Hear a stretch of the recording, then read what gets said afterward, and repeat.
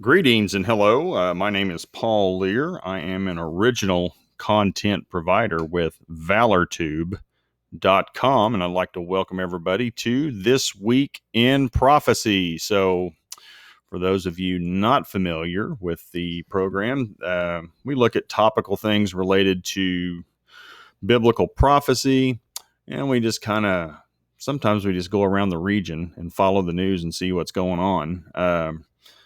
The main thing coming out this week, we got the feast days coming up next week, the fall feasts, arguably next week, kicking off with Feast of Trumpets, Yom Teruah, and then we have Yom Kippur, Day of Atonement, and the last one would be Tabernacles or Sukkot, or just simply the feast or festival. So this is kind of bonus coverage of events that have happened. This is the week ending.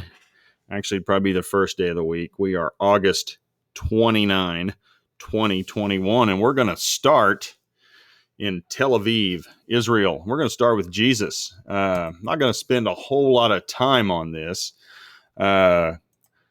Gold Byzantine coin depicting crucifixion discovered near Tel Aviv.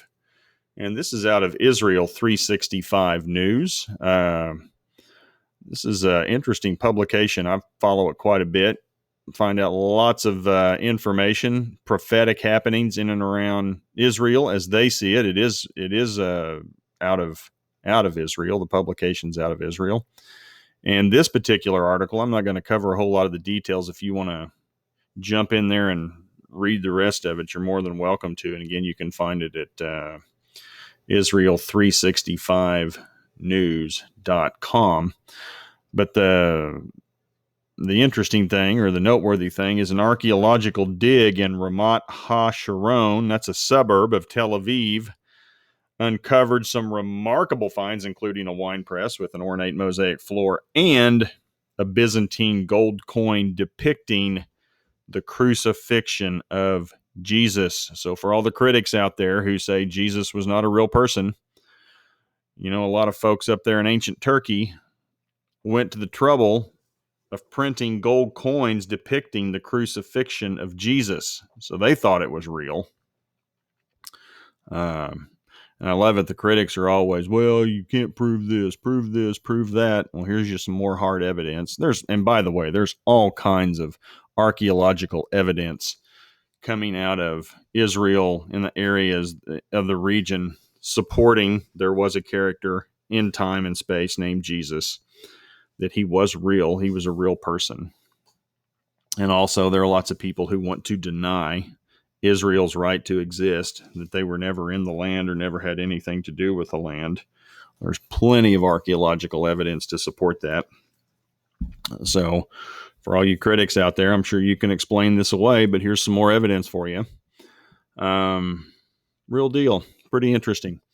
The second thing, we're going to take a look at Ezekiel 38 and 39, and essentially Ezekiel 38 and 39, the cliff notes of this is Russia at some point in the future will be joined by Turkey, Iran, Libya, arguably the Sudan, Ethiopia, somewhere in that area along the western shores of the Red Sea, the southwestern shores of the Red Sea around the Horn of Africa.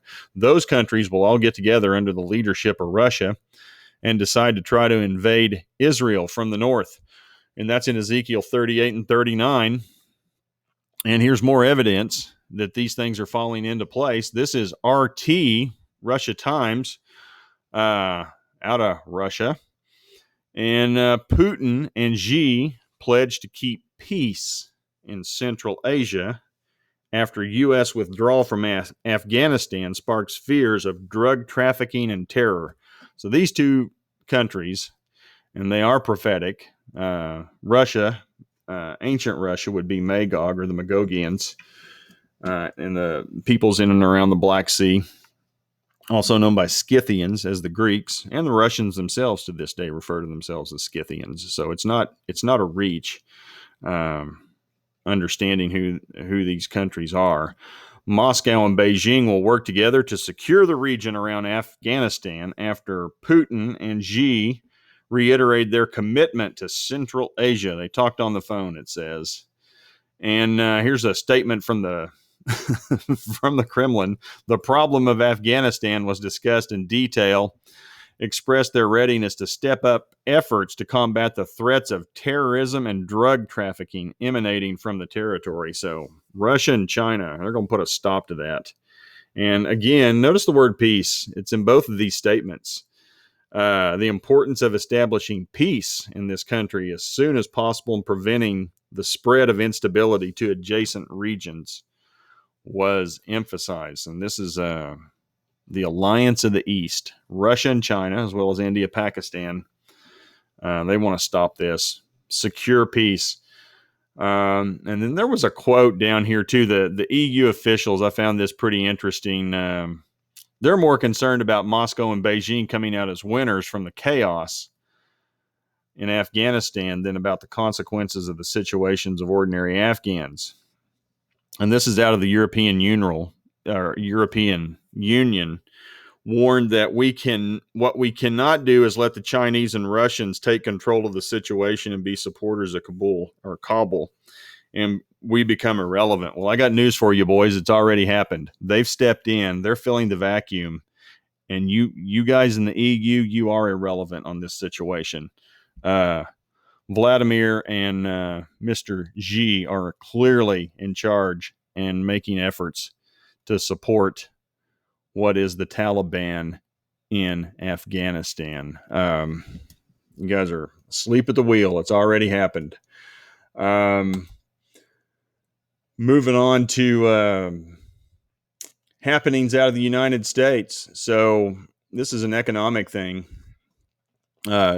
Jerome Powell had his big speech in Jackson Hole, Wyoming. And without getting all wonky and all of the economic policies coming out of the United States, the bottom line is our Federal Reserve is going to continue to throw money, print money, and neat little example of it. And that's what we do as a country. We just keep throwing money, keep printing more money, keep making more money to solve our problems. And essentially, he made it pretty clear that we're going to continue to do that under his leadership because as he sees it, inflation is transitory. He's not sure that we are really inflating. Now, granted, this has been going on since back into the, second, third quarter of 2020. So we've had over a year of inflation. And he's not sure whether or not this is a trend or if it's just something that's happening. You hear the word transitory all the time in the media. And he wants to make sure that, if it is really inflation, then he will move. But according to their models, it's not. It's transitory, as I heard him say. He said transitory. I can't tell you how many times. And then the other thing he is concerned about is to make sure that employment targets are reached, that we get back to employment like it was pre-pandemic, which we're not there yet.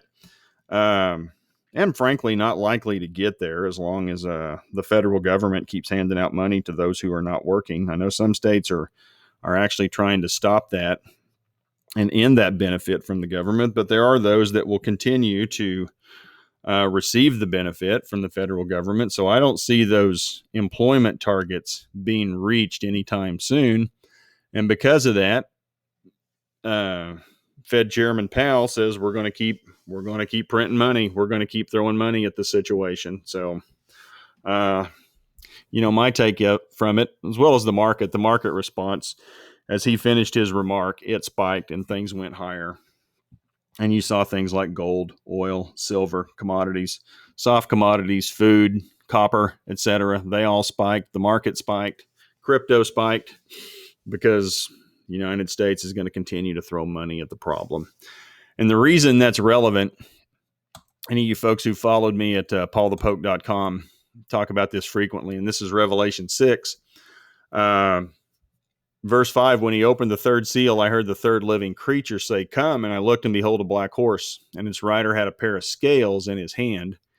And I heard what seemed to be a voice in the midst of the four living creatures saying, "A quart of wheat for a denarius, and 3 quarts of barley for a denarius, and do not harm the oil and wine." Well, that is, if you go back at that time of the writing of Revelation, a quart of wheat or a denarius is a day's wage. So it will cost a day's wage to eat and feed your family. So there will be hyperinflation to the point at some point in the future when it costs you a day of work to feed yourself and your family. Do not harm the oil and wine, so do not mess with the rich for now. Now, everybody gets it eventually. But this is the onset of the 7-year tribulation. And one of the hallmarks of the onset of the tribulation is hyperinflation. Again, a pair of scales in his hands. One of the things that God talks about in the Old Testament is he has a problem with people who would manipulate weights for commerce. And that's what this is.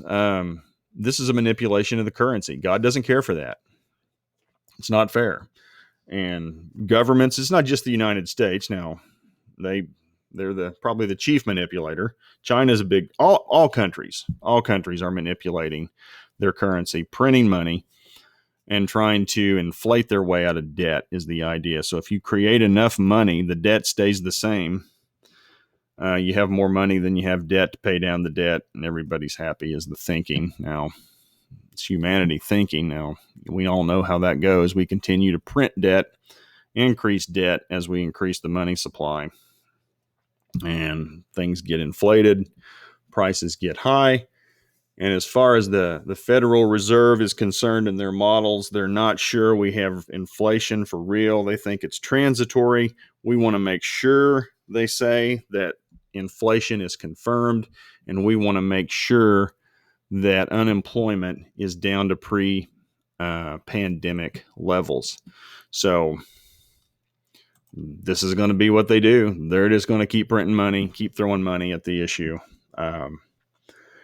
It's how they roll.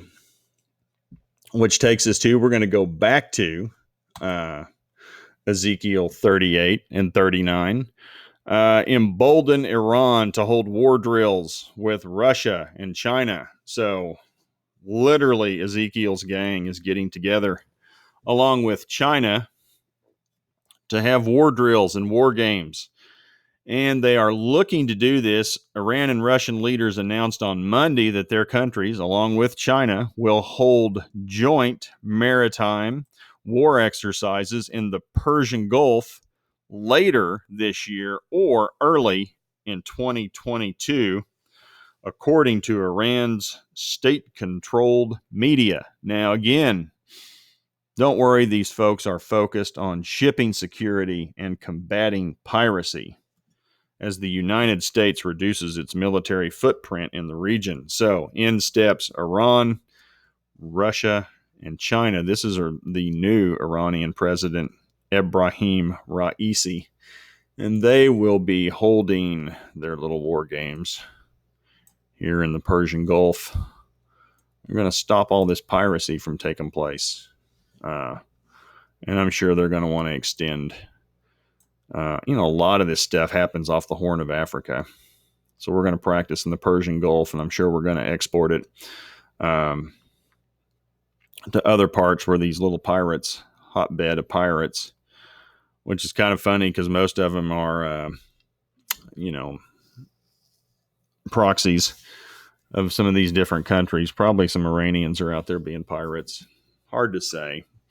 But at any rate, Russia is going to get together with Iran and China, and they're going to help stop some piracy out there at the seas. And to make sure they have the means to do it, Putin announced construction of new warships amid tensions. And this is the same idea that we get in Ezekiel 38 and 39, that prior to that attempted invasion of Israel, there will be a military build of weapons on an insane level by Russia and friends. And so I'm going to take a look at Putin gave orders for 2 nuclear submarines armed with intercontinental ballistic missiles, along with 2 diesel-powered subs and 2 corvettes. They're going to have those built. Here's a quote from Putin. "We will continue to boost the potential of the Russian Navy, develop its bases and infrastructure, arm it with state-of-the-art weapons, a strong and sovereign Russia needs a powerful and well-balanced navy. Got another quote down here. The interesting point relative to prophecy is the Russian Navy already has a major presence in the Mediterranean with a naval base in the Syrian port of Tartus, also Latakia, which is not mentioned. That's also on the Mediterranean coast. We will continue to show the Russian flag in strategically important ocean areas. And Putin closes with many of our weapons have the capabilities that have no analogs in the world, and some will remain unrivaled for a long time to come.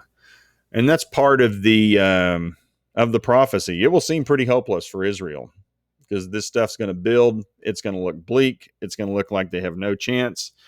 They're going to be essentially surrounded.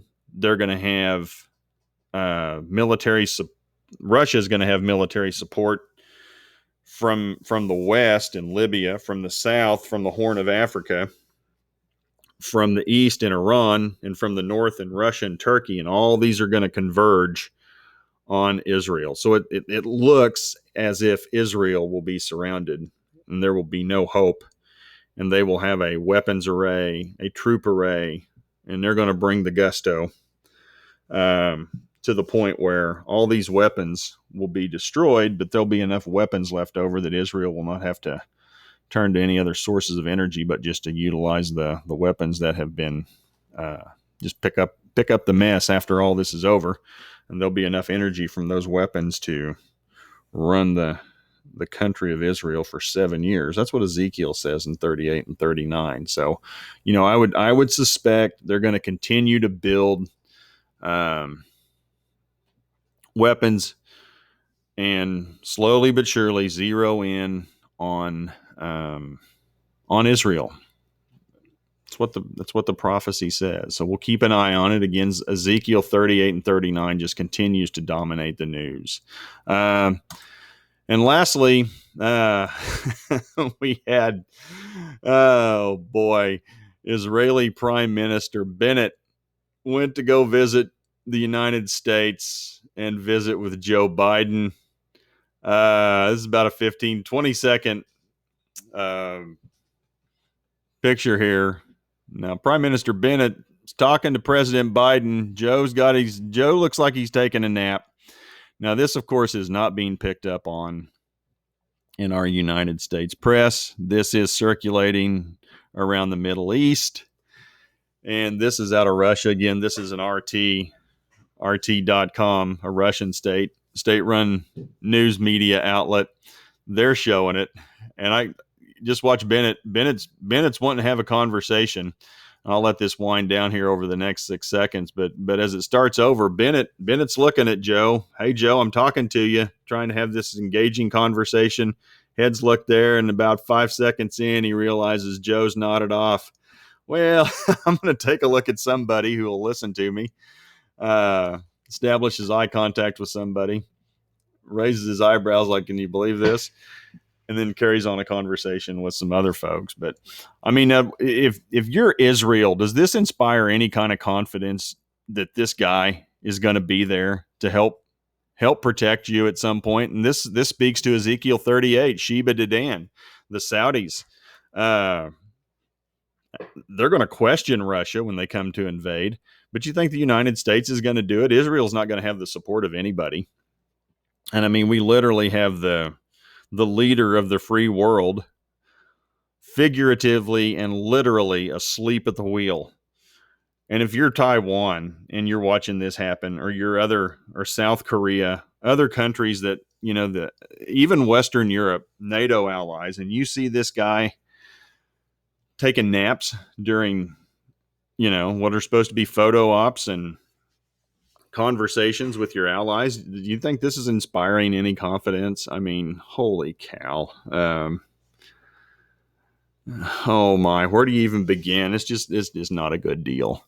So I suspect too, this has got to do nothing but embolden enemies of the United States. So, the Muslim world, they see weakness. Taliban, Al-Qaeda, whoever. Iran sees weakness. Russia clearly sees weakness. Well, they all see weakness, and they'll be emboldened. Not a good look. Not a good look. And lastly, we're going to close with this is from the Jerusalem Post. Your COVID-19 High Holy Day questions answered. And so we've got the fall feast. We started with the fall feast. We're going to close with the fall feasts. And is it safe to go to synagogue for Rosh Hashanah and Yom Kippur? Should I bring my children? Is the shofar is it a potential vector of disease? Now, if you want to get to the bottom of these questions and your safety, if you're in Israel or if you're in a synagogue here in the States, this is a lengthy article going into significant detail about health, security, and safety during the holy days, the fall holy days, fall holy appointments. And it is a 9 to 10 minute article to listen to this. If you want to read it, all kinds of questions, conjectures, how to respond to them, what to do. Very concerned about this. So should you go if you're vaccinated? I don't know. But at any rate, this was the week in review of This Week in Prophecy. Hope you all enjoy it. Feel free to share with others. And a big shout out to valortube.com. Appreciate the opportunity that have been given this platform. And look forward to seeing you guys more in the future. Take it easy. Have a good one. Thanks a lot. Bye.